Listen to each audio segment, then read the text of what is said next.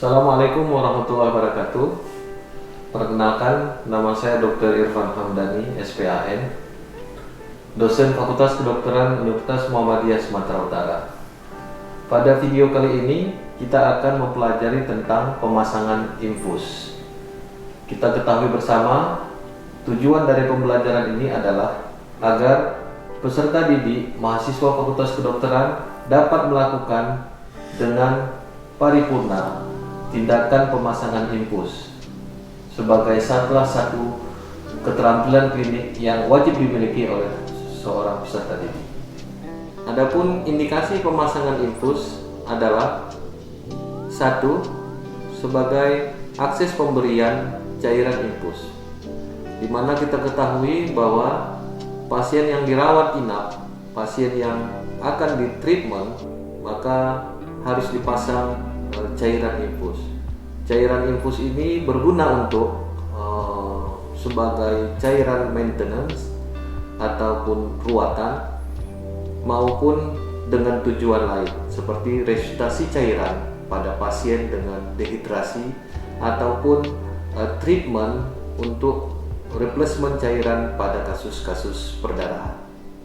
Adapun tempat pemasangan infus yang biasa kita kerjakan adalah pembuluh darah bagian dari cabang vena basilika ataupun vena cephalica, yakni ejeksi pembuluh darah yang lurus dan jelas yang berada pada bagian ventral dari lengan bawah kita, baik yang kiri ataupun yang kanan. Adapun alat dan bahan prosedur pemasangan infus, yang pertama kita siapkan alat pelindungan diri, gloves. Yang kedua, alkohol swab. Yang ketiga, tourniquet.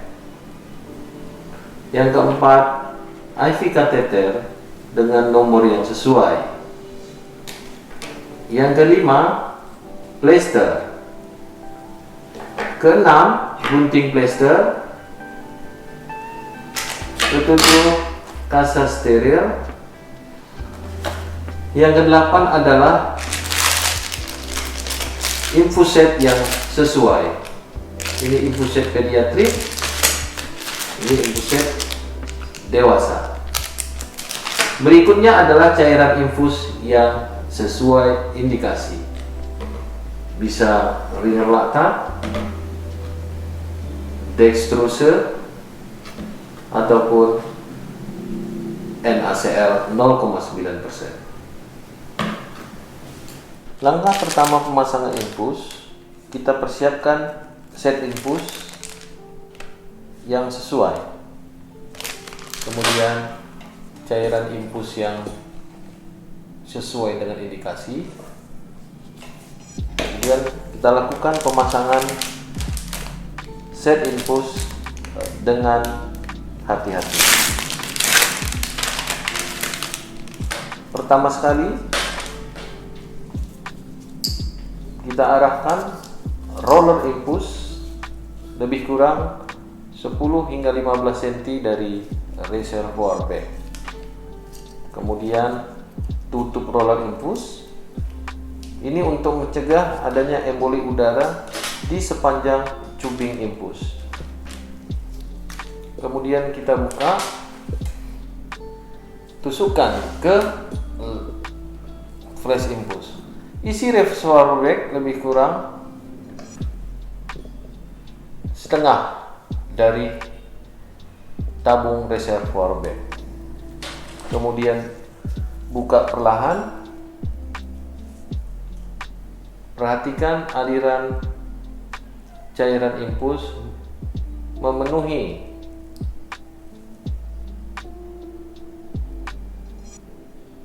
perhatikan adanya emboli udara.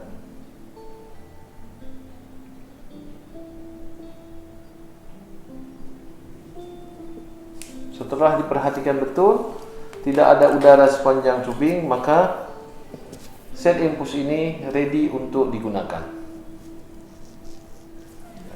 Langkah-langkah pemasangan infus. Kita identifikasi pembuluh darah yang ada, perhatikan pembuluh darah yang lurus dan harus jelas ejeksi vena yang ada. Kemudian kita pasang tourniquet agar terjadi tahanan vena yang baik. Kemudian pasien disuruh menggenggamkan tangannya. Langkah berikut, kita melakukan desinfeksi di area insersi.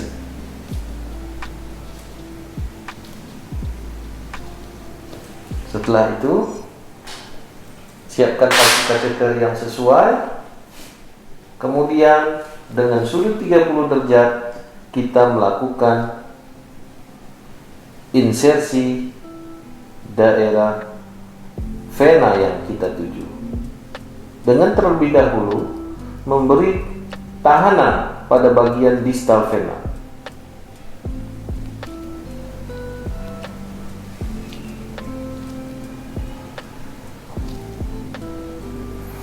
Perhatikan aliran darah yang ada. Kemudian kita tarik sedikit. Kemudian kita dorong secara perlahan IV kateter. Perhatikan aliran darah masih berjalan. Setelah darah keluar, kita lakukan tahanan pada ujung kateter. Kemudian lepas tourniquet. Tarik jarum IV kateter secara perlahan. Kemudian hubungkan infus set yang telah berisi cairan infus ke IV kateter yang telah kita pasang.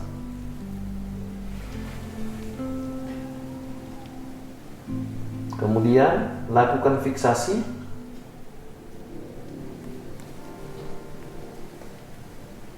dengan plester yang telah kita siapkan.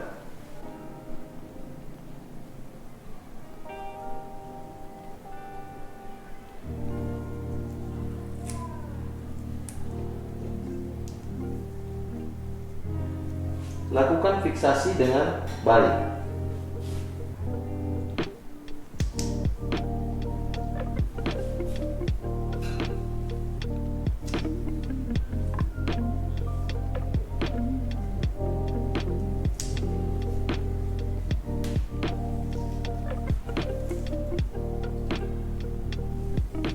Pemasangan infus telah selesai. Demikian tadi keterampilan klinik pemasangan infus. Semoga bermanfaat dan dapat digunakan pada prakteknya di klinis nantinya. Terima kasih. Billahi taufiq wal hidayah. Assalamualaikum warahmatullahi wabarakatuh.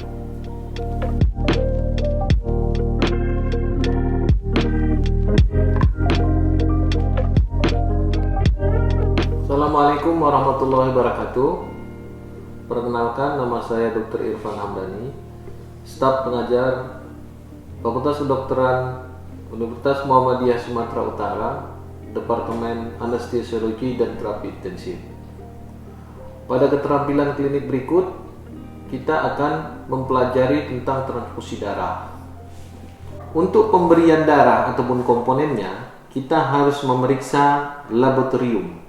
Di antaranya adalah darah rutin ataupun komponen darah yang akan kita transfusikan itu membutuhkan pemeriksaan laboratorium lain, hemorrhagic screening test seperti PT, APTT, INR, fibrinogen.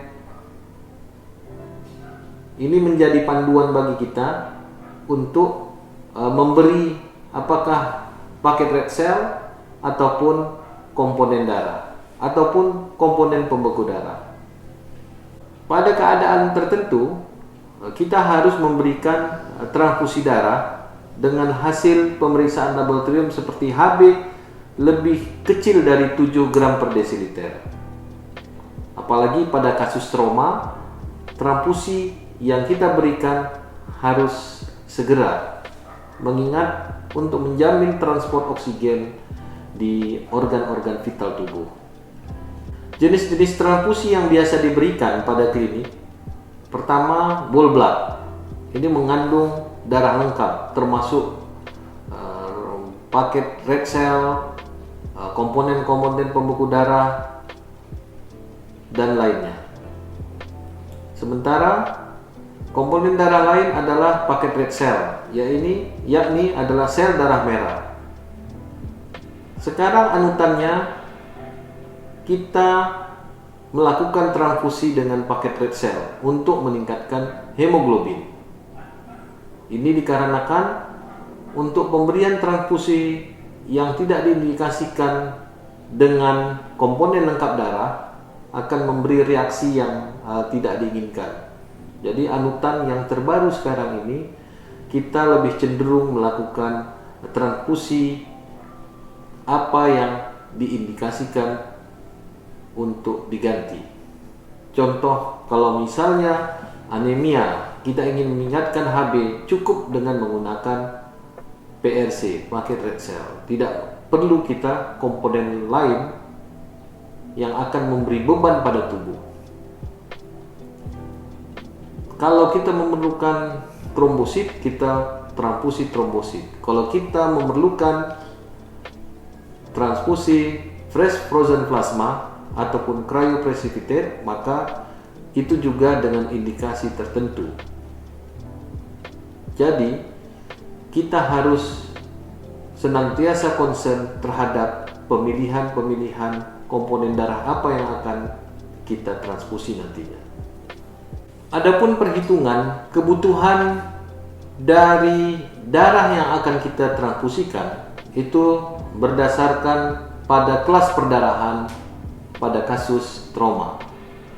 Kelas perdarahan itu terbagi 4, perdarahan kelas 1, kelas 2, kelas 3, dan kelas 4. Kalau persentase dari kelas perdarahan ini mungkin sudah sama-sama kita ketahui, kalau perdarahan kelas 1 di bawah 15% dari estimasi blood volume, perdarahan kelas 2 15 hingga 30% kehilangan darah, perdarahan kelas 3 30 sampai 40%, di atas 40% itu adalah perdarahan kelas 4 dengan kriteria dari kelas perdarahan ini masing-masing. Jadi kebutuhan dari darah yang akan kita berikan harus berdasar pada kriteria kelas perdarahan ini. Transfusi darah biasa dimulai pada perdarahan kelas 3. Perdarahan kelas 1 dan kelas 2 cukup diberikan kristaloid ataupun koloid. Prinsip peningkatan HB secara gampangnya, satu kantong darah akan meningkatkan HB1. Jadi kalau misalnya kita ingin meningkatkan HB dari kasus pasien dengan HB6, maka kita dapat memberikan 4 kantong darah PRC. Aturan pemberiannya bagaimana? Untuk kasus-kasus perdarahan kronik dapat kita berikan lebih kurang 4 jam, di bawah 4 jam atau lebih cepat dari itu. Kalau perdarahan akut itu harus segera digantikan sesuai dengan kebutuhan hitungan kita yang berdasar pada kelas perdarahan tadi. Dalam melakukan transfusi darah harus kita perhatikan reaksi transfusi. Reaksi transfusi ini bisa cepat, bisa lambat. Reaksi cepat yang mungkin muncul adalah 1, demam. Ini akibat respon terhadap leukosit yang ada di darah. Yang kedua, alergi. Alergi ini adalah sering ditemukan. Alergi seperti gatal-gatal, ruam di kulit, ataupun reaksi yang lebih berat. Kemudian dapat ditemukan reaksi anafilaktik. Ini reaksi yang berat. Kalau reaksi anafilaktik yang terjadi, itu harus segera diintervensi dengan menghentikan transfusi darah dan melakukan resusitasi dengan panduan pasien dengan shock anafilaktik. Efek samping lain yang mungkin adalah hemolisis. Hemolisis akibat reaksi inkompatibilitas dari darah yang ditransfusikan dengan darah donor dan darah resipien.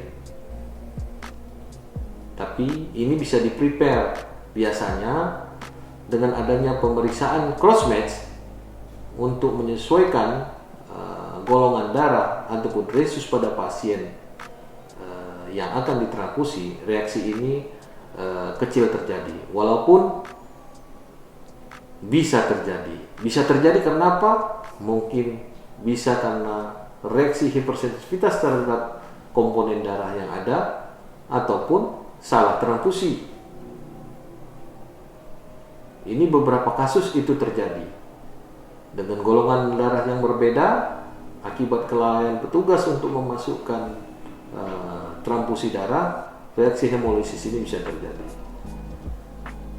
Take home message-nya, kita harus pantau dengan ketat selama 15 menit di awal pemberian transfusi ini.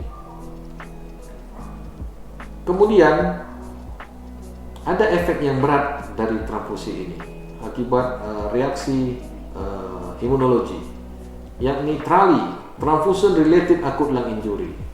Ini biasanya setelah transfusi atau durante transfusi, pasien tiba-tiba sesak nafas, terjadi edema pulmonum, terjadi ARDS. Dan ini harus dilakukan resusitasi dengan segera dan terencana dan tepat agar pasien ini dapat selamat. Untuk reaksi-reaksi yang lambat yang bisa tahunan, yaitu adalah reaksi lambat transfusi. Ya, ada sebahagian reaksi alergi yang lambat terjadi pada pasien. Tiba-tiba setelah sekian bulan transfusi, pasien menguning atau malah transfer penyakit yang tidak terdetek pada saat pemeriksaan screening transfusi darah. Alat dan bahan dalam melakukan transfusi, ya kita tetap concern harus menyiapkan blood set transfusion. Kita mengetahui bahwa blood set ini berbeda dengan infus set dengan adanya filter darah yang ada di blood transfusion set. Kemudian jangan lupa kita harus sedia NaCl untuk membilas komponen darah yang akan kita transfusi. Biasanya sebelum kita melakukan transfusi, kita memberikan NaCl 100 hingga 200 cc agar menjamin agar tidak terjadinya clotting darah. Kemudian ada blood transfusion yang sekarang ini relatif baik, yakni leukofilter. Nah, kalau leukofilter itu filter leukosit itu adalah baik diberikan pada pasien-pasien dengan kerentanan alergi yang tinggi. Kenapa? Biasanya yang membawa alergen itu adalah leukosit di darah. Ya, walaupun harga filter ini cukup mahal. Ini sebagai bahan pengetahuan bagi kita semua bahwa leukofilter itu baik digunakan untuk pengganti blood transfusion set yang biasa ini dalam upaya mencegah reaksi transfusi. Hal-hal yang harus diperhatikan pada saat transfusi. Perhatikan filter dari transfusi set ini. Filter ini ataupun transfusi set ini harus diganti setiap pemberian 2 bag kantong darah. Ini agar menjamin bahwa filter ini masih bekerja ataupun cukup baik dalam melakukan filtrasi terhadap debris-debris yang ada pada komponen darah. Yang kedua, perhatikan filter ini. Apakah terjadi bekuan darah atau tidak? Kalau terjadi bekuan darah atau tidak kita perhatikan, maka darah akan terlalu lama masuk ke dalam tubuh. Lebih dari 4 jam darah akan tidak baik masuk ke dalam tubuh. Dan risiko-risiko terjadinya reaksi alergik ataupun reaksi hemolisis karena darah sudah rusak itu mungkin bisa terjadi. Kemudian kita perhatikan dari tempat insersi transfusi, apakah ada bengkak, kemerahan ataupun kulit pada pasien. Ini harus kita perhatikan apakah terjadi reaksi-reaksi transfusi pada awalnya ataupun selama transfusi itu berlangsung. Demikian tadi keterampilan klinik transfusi darah. Semoga bermanfaat bagi semua. Assalamualaikum warahmatullahi wabarakatuh.